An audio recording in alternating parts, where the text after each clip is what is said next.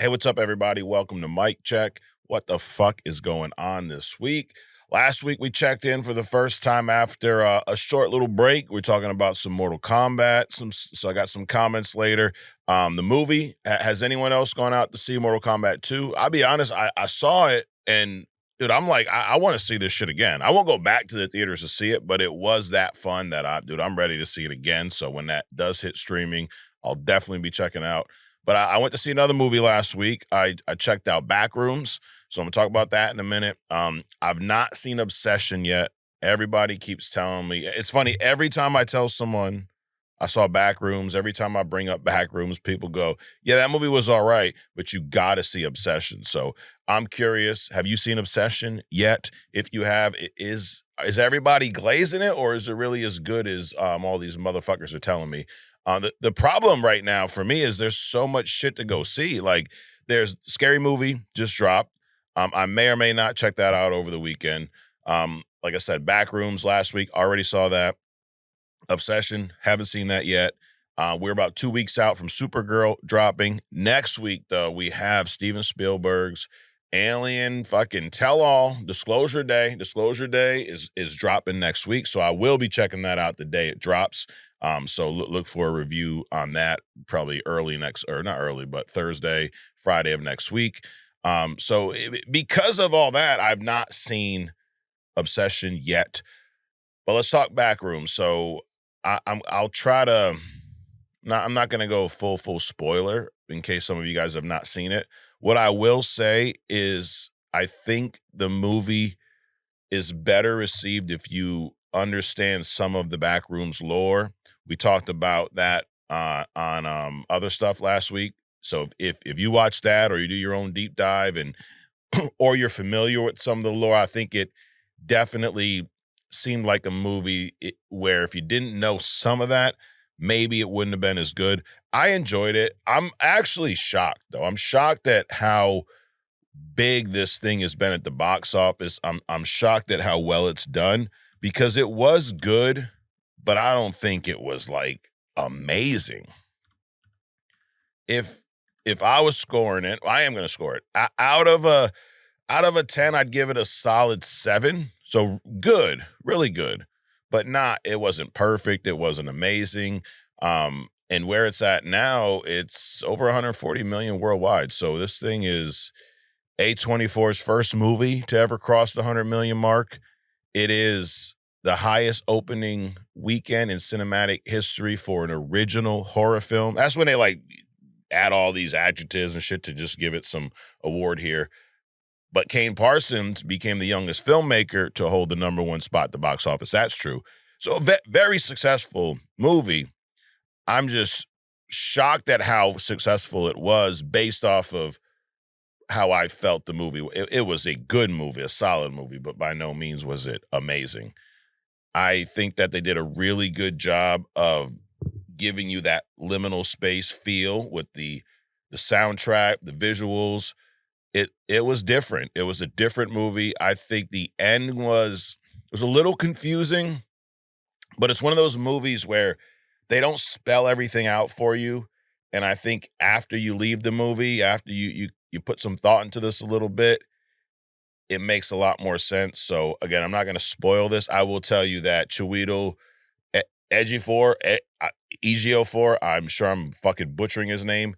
I know he's my man who plays Mordo in the Doctor Strange movies, and he's in a lot of other things too. But he did a great job in this. I thought he really did a great job in his role. He owns this furniture store and discovers the back rooms through some weird shit in the wall. But I thought it was good, and it seems like it's probably the first movie of a few. I would be surprised if we don't get at least one more sequel, maybe even a few with this series, because of, number one, how successful it was, and they didn't give away everything. We only really seen like one, maybe two of these backroom levels. It was all the office, the yellow walls, that type. There was some variety, but it all was pretty much, as we talked about on other stuff, the different levels of backrooms. We pretty much, I don't know that we got out of the first or maybe second level. So there's a lot more for them to show us. And the way it ended, it ended where you could easily leave it alone, or you can easily pick it back up and have a sequel. So I wouldn't, you know the way Hollywood is, dude. 140 million, biggest A24 movie ever. These motherfuckers are gonna want to do a sequel. So again, I enjoyed it. Let me know, what did y'all think? Did you go out and see this? What did you think of Backrooms? Are you going to see Disclosure Day? I got a feeling Disclosure Day is going to be a big deal. I got a feeling it's going to be a really good movie, and I'm looking forward to seeing it next week. So last weekend, WWE Clash in Italy. WWE's in that weird spot now, that weird space, the time of the year where it's post WrestleMania. We're a few months after Mania now. It ain't close enough for SummerSlam yet. It almost, there's a little bit of a lull this time of year usually. I think they've done a good job of not sinking down to that, making that lull a dip, where a lot of times that is what happened. Why I say that is this actually was a pretty good show. Clash in Italy was a good show. We are in this world now of only like 5 matches per PLE, so that's just something, we're going to deal with. I think that the Brock Lesnar match, Brock and Oba, was a phenomenal match. They're telling a really good story between these two, and Brock's Brock. I've always said Brock's one of my goats. Brock's on my Mount Rushmore for sure. I'm glad he's not done. And having this second match with Oba, all this is going to do is lead to a final payoff where Oba gets put over and he's even in a bigger spot. He even has more momentum than he does right now, which is hard to even imagine. So I think it's perfect. The other thing about this is, who else are you going to have go up against Obafemi right now? That's going to be believable. He beat Brock Lesnar at WrestleMania. Who else on this roster right now are you going to put up against Obafemi, where we're supposed to believe that Oba has a legitimate chance of losing that match?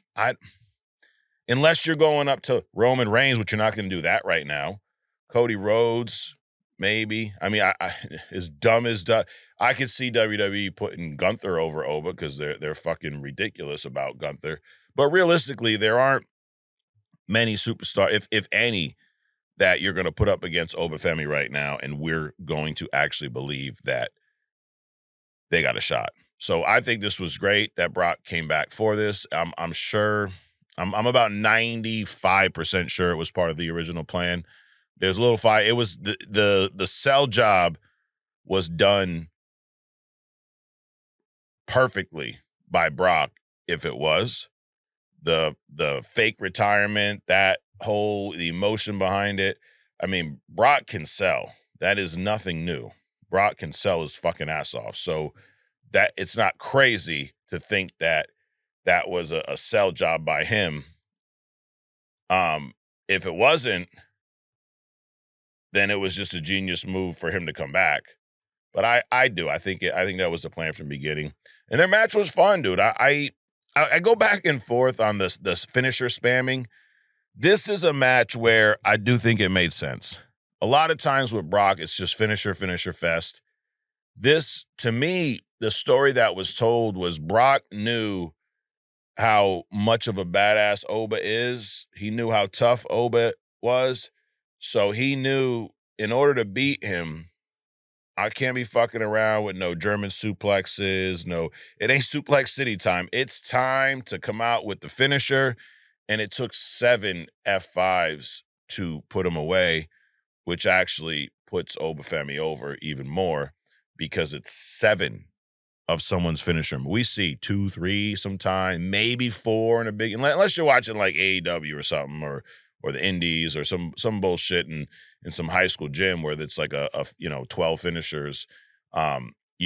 That's not usually the case in WWE matches. So for Brock to go 7 fucking F5s to beat Obafemi, I thought it was great match, great story, and it helps continue this feud to a payoff possibly at SummerSlam or whatnot. Cody Rhodes. We had Cody versus Gunther. Man, this match was boring. It was boring. I couldn't wait for it to end. And when it did, it was hard because, like, I'm tired of seeing Gunther win. So I'm glad he didn't beat Cody. But I'm also tired of seeing Cody, period. I think we just need a break. I'm not a Cody hater. I think that Cody went out, he got over outside of WWE, came back. I think it was a great story. Finish the story. Oh my God. Finish the story. Oh my God. I think it was great. I was there. I was at WrestleMania 40. I saw him finish the story, and it was great. It was a great story that was told. But I think it's time to give us a little break. I'm not a CM Punk fan. Y'all probably remember that. However, I understand why he was back and understand why at the time with Seth getting hurt, he was, the main guy for a minute. But I'm glad he's gone for a little bit. I'm cool with him coming back down the road. I'm cool with take a little break. I think it's time for Cody to do the same thing. I think the white teeth, the Ken doll looking, the blonde hair, it's kind of run its course. The American Nightmare. For me, and I've seen enough. I've had enough. I need a little break. I need a timeout. Someone who doesn't need a timeout is the Bloodline. I'm glad the Bloodline is back. I think we're seeing the beginning of another crazy run. I think this reminds me of early Bloodline when Reigns was going at Jay and Jimmy and basically beating them into serving him. We had another solid match with Reigns and Jacob. I think that the tribal combat element of this, it kind of felt like the current Hell in a Cell matches for the most part. Like, it was a stipulation just to be a stipulation, but it really wasn't anything much more than your average WWE match. I'm not a fan of blood all the time. I feel like that match could have used a little bit. I think that match, I was expecting it to be a little more brutal, a little more physical, but it was a good match. It was a solid match. I think it was the right outcome. I don't think maybe there was like 3 of y'all out there that were confused and thought that Jacob Fatu was going to win the belt from Reigns at one of these 2 shows, even though he just beat CM Punk at Mania and is probably going to go on another generational run. So if you thought that, I'm sorry for you, but that I'm not surprised. It was a fun match. It was a good match. So I'm interested to see where they're going with that. So all in all, I thought Clash in Italy was a good show, a solid show. But honestly, this week I've been watching a lot of NBA lately, so I kind of been, just peeking into Raw. I did watch a little bit of Monday. It was all right. So I'm recording this before SmackDown, so I don't know what the fuck happens there. Another thing that happened this past week, so we had NBA playoffs, the finals kicked off, the Knicks came in, and shit, dude, the fucking crazy fan runs out on the court, and then the Spurs lose. It was crazy. I don't think you can't blame the fan. A lot of people on TikTok were trying to blame the fan. I mean, what a dumbass stunt. Or like, was it really worth the views on that one video to get banned from life? Now, if you're not an NBA fan and you don't plan on ever going to a game again, now you can't, so I guess that's fine. I was kind of shocked that the Knicks came in and won game 1, to be honest. So we're interested to see later tonight. Actually, by the time this is being released, I'll be watching game 2. So it was a good game. I don't really have a dog in the fight. I don't like either team that much. I was kind of rooting for the Spurs. I probably still would prefer that they win, but I'm just hoping for a good series. But something else that happened this week, I mean, it was a bit busy fucking week here. PlayStation State of Play. I know we got some gamers out there. There was a handful of new games announced. There was some gameplay for Wolverine, Tomb Raider, Until Dawn 2, and a new God of War game, amongst some others. Those are the ones that stood out to me. So I want to talk about the 4 games here that I am interested in playing, or I'd say 3 of these I'm interested in playing. Let's talk about the God of War one first. There's all this controversy out there. People are upset on TikTok. Oh my God, they made God of War a girl. What are they doing? It's woke, bro. It's forced. It's this. It's whatever the fuck. I wouldn't go that far. I wouldn't go, it's woke, it's this, it's that. But I do think it's the wrong move. I do, as a fan of the God of War games, specifically the PS4 game. So the newer, the reboot of God of War.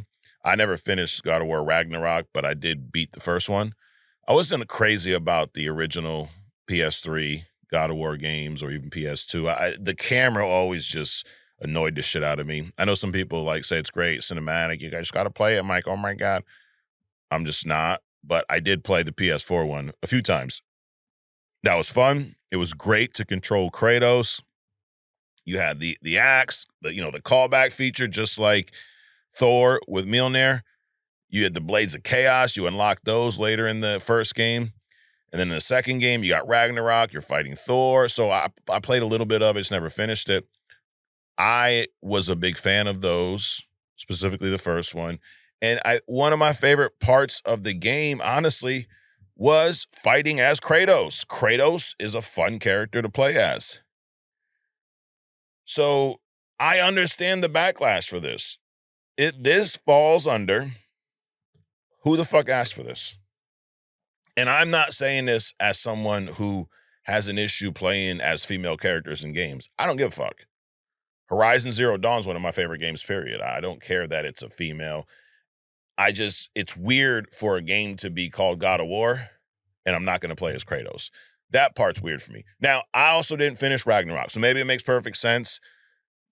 Maybe. So anyone did, tell me if I'm just off base and this makes perfect sense. But God of War, Laufey, whatever the fuck her name is, it doesn't look like a God of War game to me. It looks like a whole new game. It looks like it's a good game, but I'm not trying to play a game called God of War and not play as Kratos. That's like playing Super Mario and not playing as fucking Mario.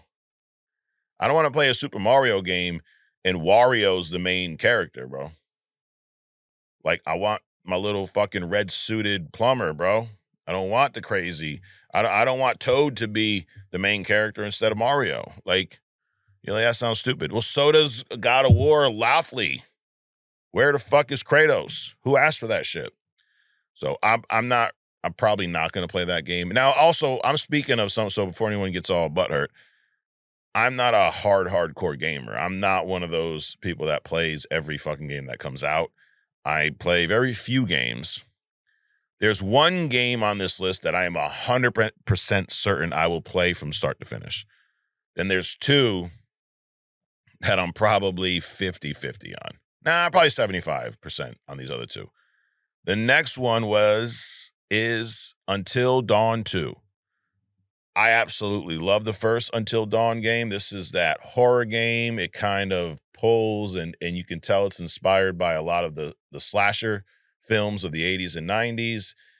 Their group of kids are out in the mountains, and they're being hunted, and yada, yada, yada. They're, teenagers, college age, whatever the fuck. But it really, really hits on a lot of the common plot points and themes of these classic horror movies. And it's one of those games where decisions that you make with each character affect what happens later down the road in the game. There's all these different outcomes, all these different endings. Maybe I say all these different, I think there's like 5 to 7 different endings or something. I played through the first one a few times. It looks phenomenal too. It looks like you're playing a movie, even at that. That was a PS4 game that recently got remastered for the 5. But Until Dawn 2, a lot of this game happens during the daytime, at least from the trailer, which obviously when it's darker in a game, it's easier to hide some of these effects, because you're at the mercy of whatever resolution that system's at. But nowadays with the PS5s and the PS5 Pros, I mean, the graphics on these games are ridiculous. So this trailer, this teaser, this gameplay that we saw at State of Play of Until Dawn 2, dude, this shit looks good. So have you ever played Until Dawn? I'm a big fan of the first one. Again, I played it a few times. Then there is, speaking of a female lead character, so I'm not full of shit, Tomb Raider. I'm down with this. I've always liked the Tomb Raider games. I was bigger into the Uncharted games, but this recent one, this looks like something that I would be interested in playing. I don't know if it's a continuation of the that Rise of Tomb Raider, those. But all I know is it's got Lara Croft in her classic costume. I thought that was cool, but updated graphics. So it's something about Atlantis. It looks good, dude. It looks fun. I like those style of games. I played all the Uncharted games and again a few of the Tomb Raider games. So it's same thing here. It'd be like coming out with a Tomb Raider game and having like calling it Tomb Raider and having some random dude as the Tomb Raider. Like, well, isn't that Uncharted? No, that's Uncharted. I guess technically they kind of did that with Uncharted, but Drake retired, and then they had Chloe and what's her name. So maybe I'm talking out of both ends. Maybe I'm fucking full of shit. Who knows? But Tomb Raider I am looking forward to. But the number one game at this state of play, the number one game that I can't fucking wait to play is motherfucking Marvel's Wolverine. Holy shit. Please tell me y'all have seen this trailer. I mean, it's not even a trailer. Please tell me you've seen this gameplay. It's funny. I was playing Wolverine X-Men Origins, the PS3 version, a few weeks ago on the live, and I've been playing a little bit here and there. And one of the things I really liked about that old game was the blood, the gore, and the healing. How visually it looked at the time.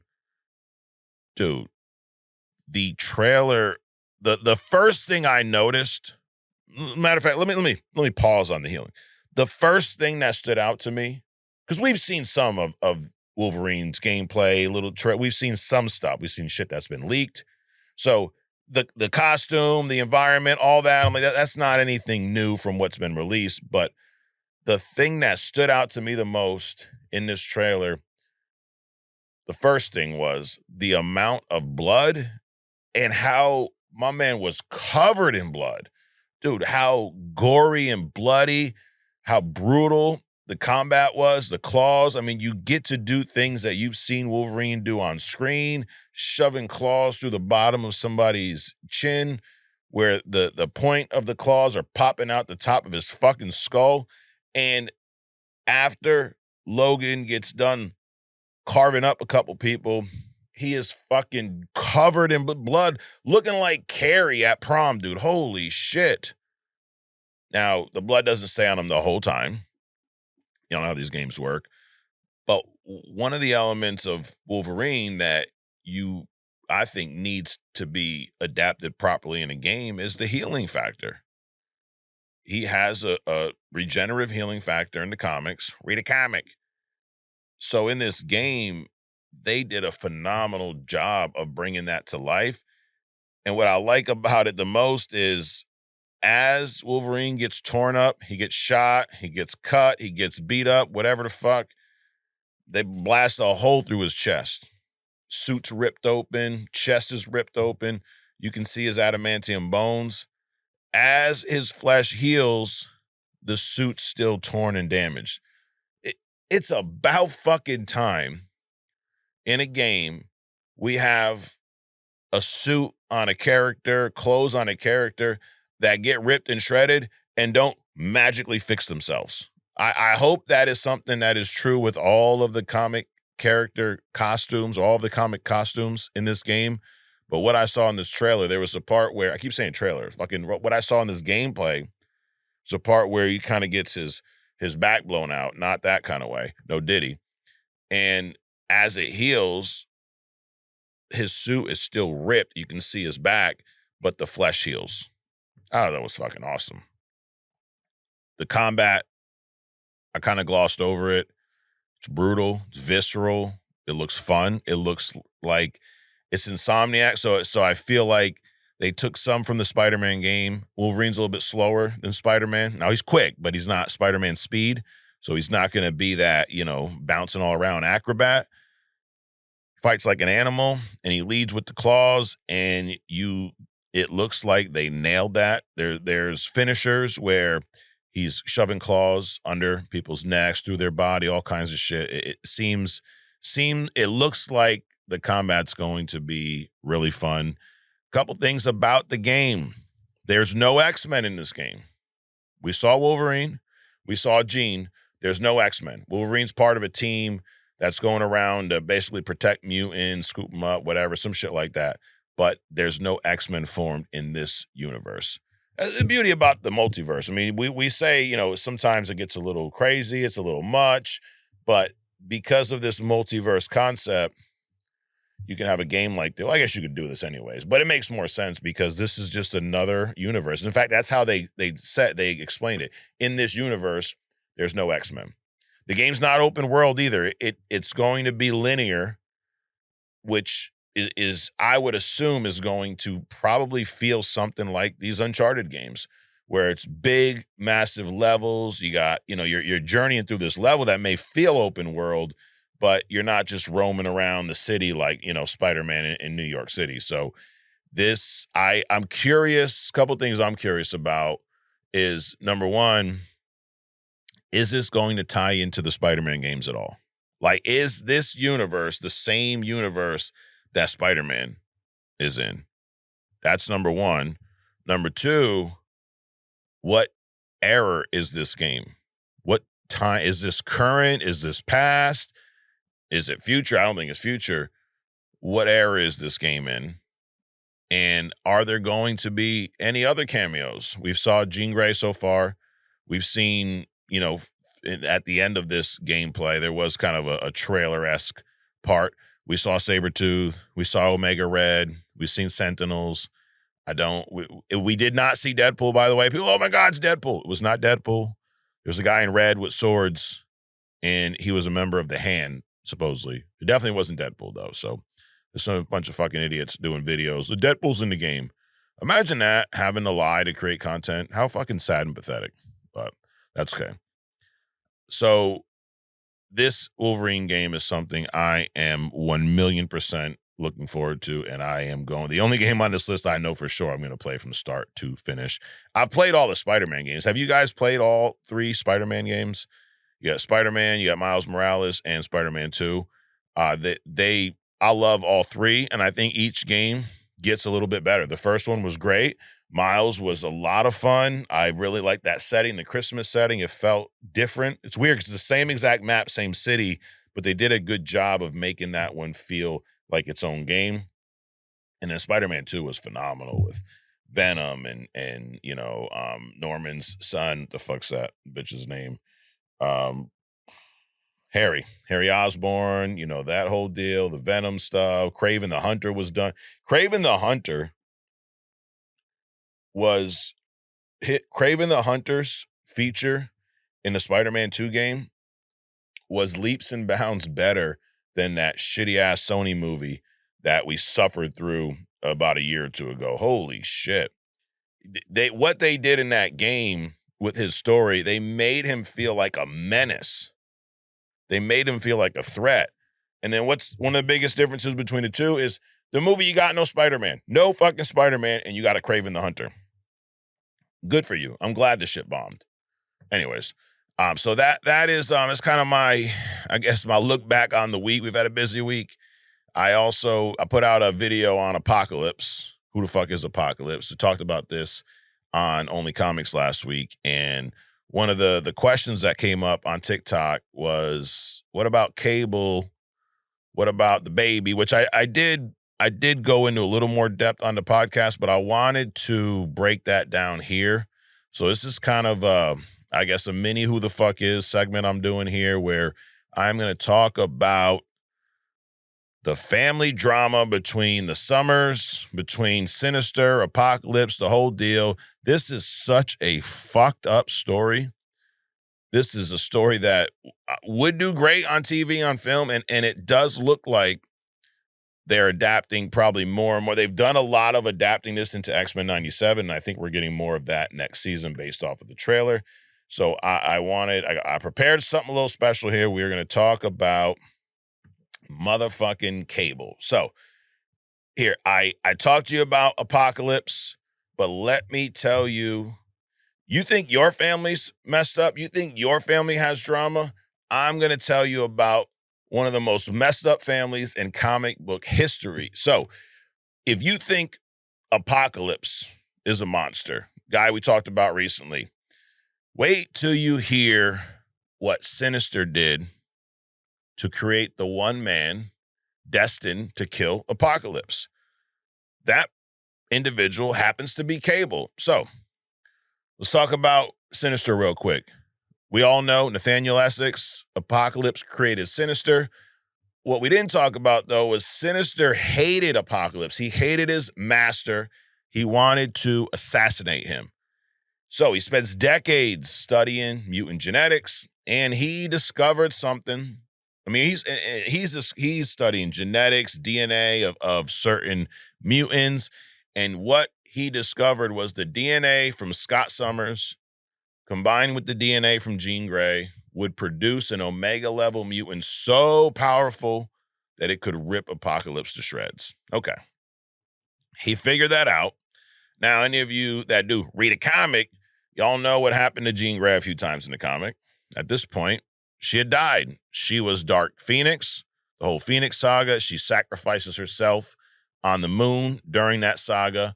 So Sinister, when this happened, he went to his lab and he took a sample of Jean Grey's DNA, which he had. How'd he get this? Well, dude, he's been following them around in the shadows for a long time. He's been studying this couple for a long fucking time.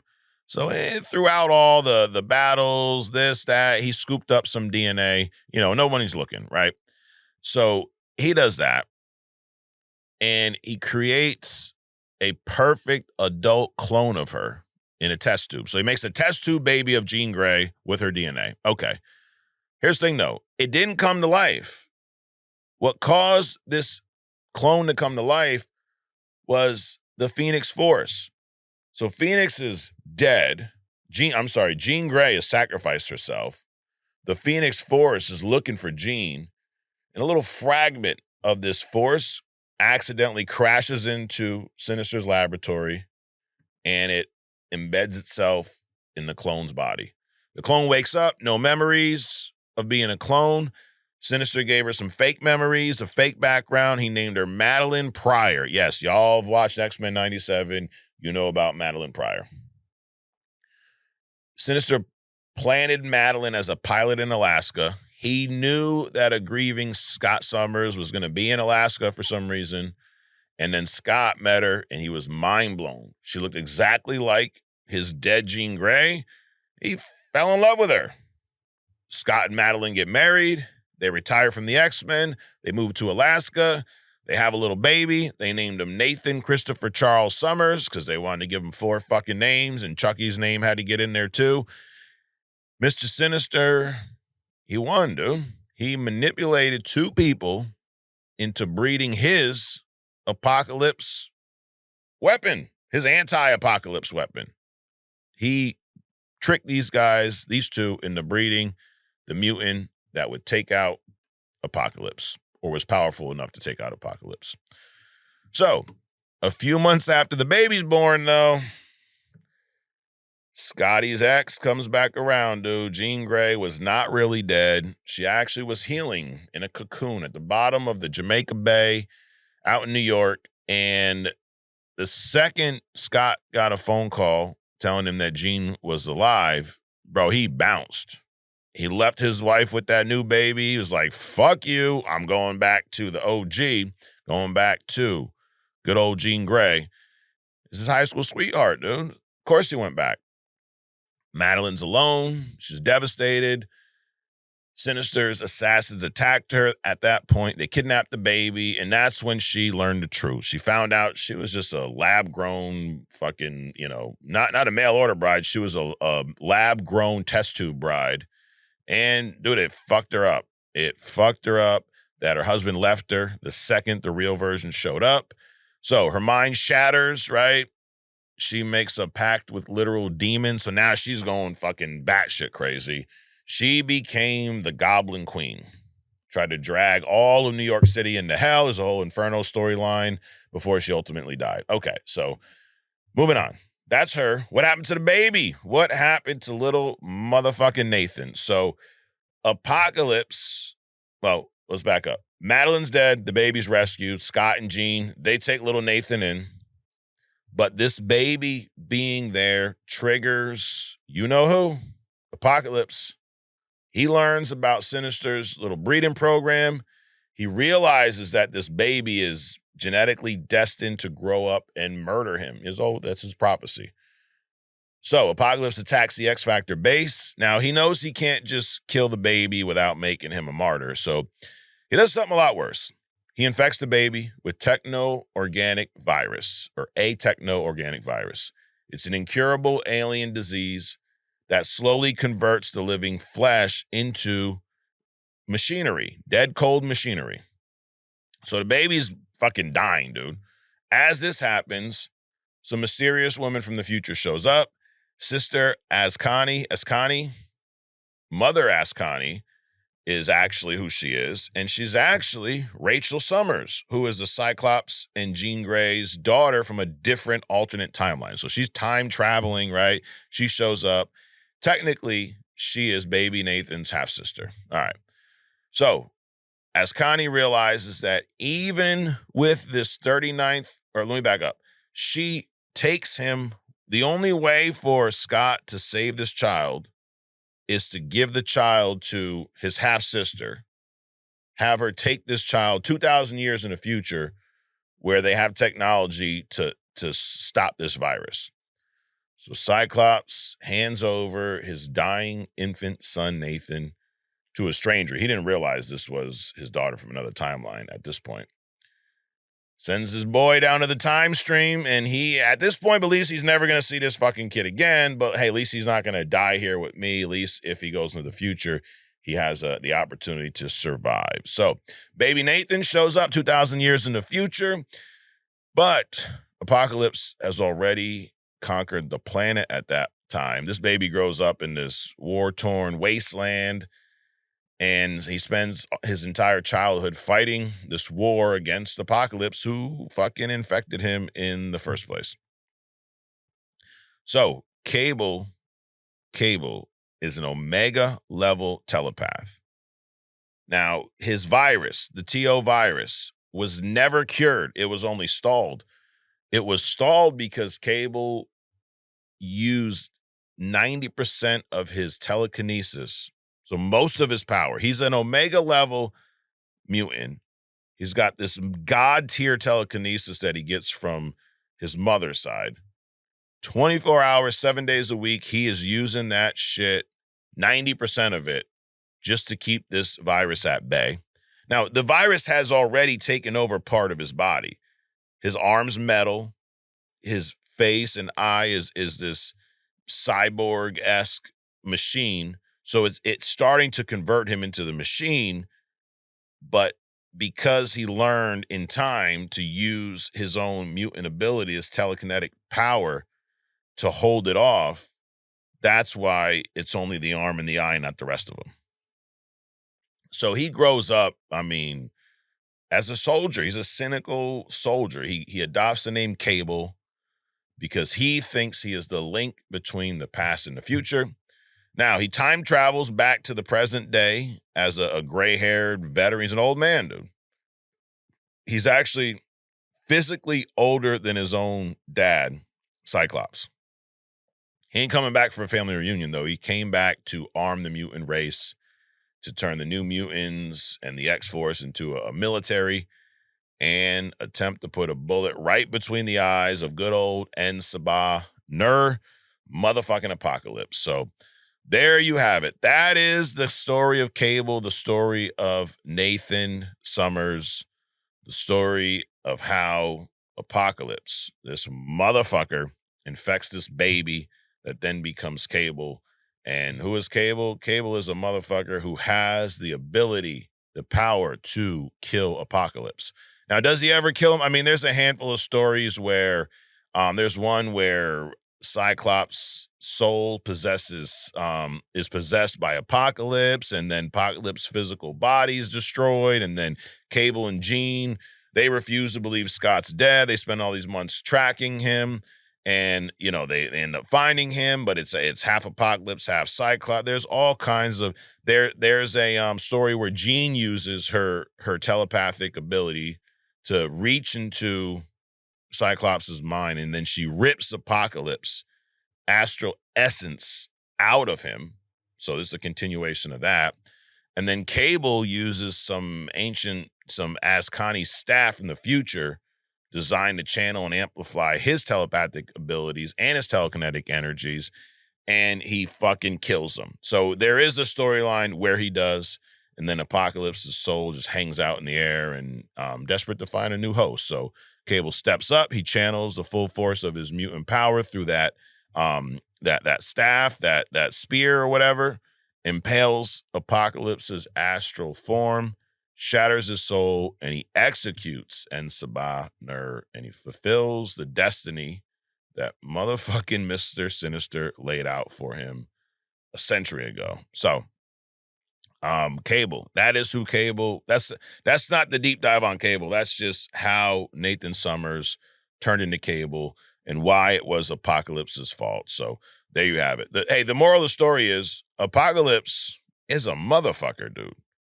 He's an asshole, and he is a threat. He is a menace. He is a savage, and he is somebody that if the MCU get this character right in the mutant phase, dude, he could potentially blow away Thanos, Doom, Kang, all these motherfuckers. Apocalypse is that motherfucker. So in order to do this right, though, you need to get the Summers family right, and you need to get the X-Men right. So there you have it. All right, moving on. You ready to wrap this motherfucker up?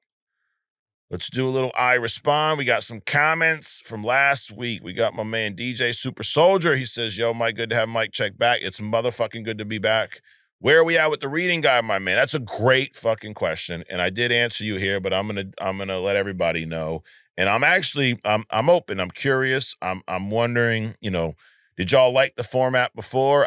Honestly got a little I don't say boring, but going through page by page on the podcast felt a little monotonous. So I didn't, and I feel like, maybe people will be tuning out because it's a little much. So I'm thinking of a different approach. That being said, I am going to look at where we are, what we read, what we didn't. I'm going to bring everybody up to speed, hopefully by next week.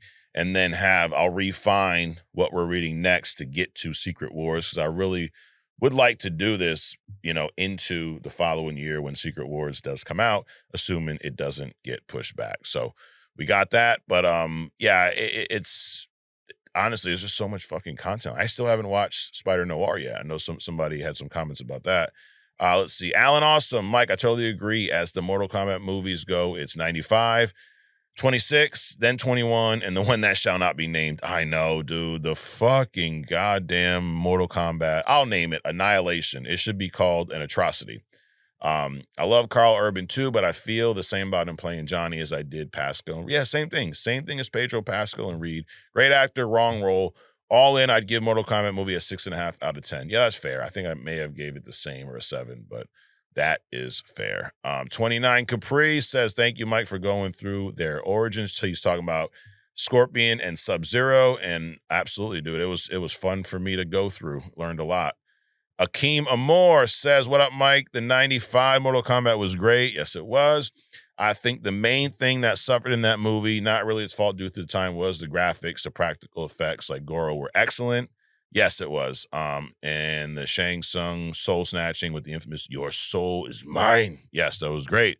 The Get Over Here gave me chills. I feel you, bro. I watched so much Mortal Kombat content. I don't quite know if I can say it was the best.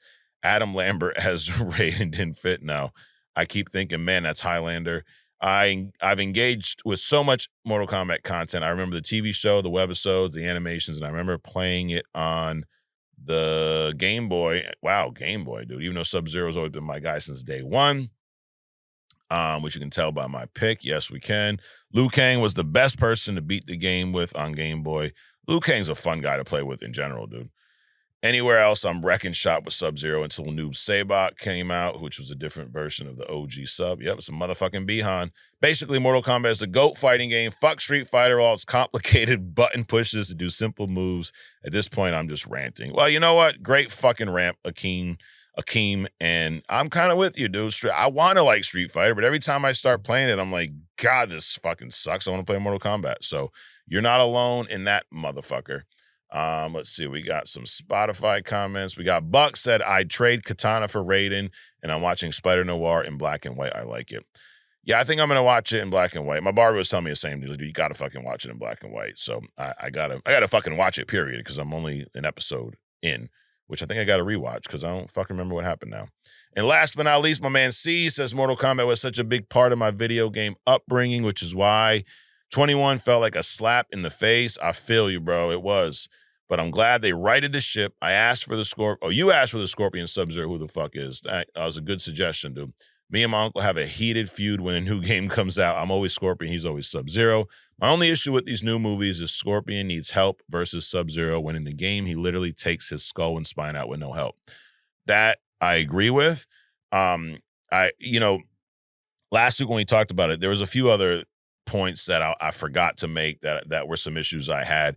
That is definitely one. I love that Scorpion is in this, and he's the guy they go get when they need to take care of Bihan. But I felt like he could have played a bigger role in this movie. The other thing, this is not related to what you're talking about, but something I thought was fucking ridiculous. That whole amulet, that whole artifact, that thing that Kano stole in the first movie, to find out how powerful that artifact is, what it does to everybody around it, and then to know that Kano swiped it and nobody fucking did anything. They were just like, hey, put that thing back. The math ain't mathing on that, dude. If that thing was supposed to be that powerful in the first movie, I think they just it was like a retcon. It's like, oh, we need to have some kind of MacGuffin, as they say. Let's make it this fucking artifact. I thought that was kind of stupid too. But outside of that, I stand behind what I said last week. I liked it. Fun movie. Can't wait to watch it again. So those of you movie goers, what are you going to see next, bro? I'm definitely going to see Disclosure Day next week. I'm hoping to get to see Obsession, maybe Scary Movie. Probably not. There's no way I'm going to see fucking 3 movies in the next 7 days. I don't have the time. So it's a great problem to have. I'm glad we're in this space where I think the box office or something was the biggest so far this year. I think it's been the biggest year since pre-COVID or some shit like that. I could be making that up, but there were some stats where, put it like this, the box office is kicking ass again. People are back into fucking movies. There's all kinds of movies coming out. So let's just keep it going, dude. Spider-Man in a month. That's crazy shit. So anyways, well, I appreciate all of you guys that have subscribed. If you haven't subscribed, drop me a fucking sub, dude. Drop me some comments. Let me know what you love, what you hated. And let's just fucking, let's see what's going to happen at the end of this motherfucking month. We got Supergirl. I'm thinking it's going to flop. I know some people disagree with me. I'm still going to see it. That's another one. And I'm thinking Spider-Man is going to be the first $1 billion movie in a long fucking time. And who knows? Is it going to set up some doomsday? I don't know. We'll see. We'll find out. But again, appreciate y'all. Thanks for checking out the podcast.